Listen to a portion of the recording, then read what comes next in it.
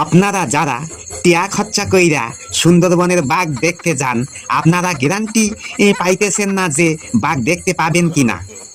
আমি এমন এক জায়গার সন্ধান দিতেছি, সেখানে গেলেই বাঘ দেখতে পাইবেন বা কিনতে পারবেন। হ্যাঁ, আগে ভিডিওটা দেখে নেন। খুলনা জেলার বাঘের বাজারে এসেছি। দেখুন খুলনার মানুষের সাহস।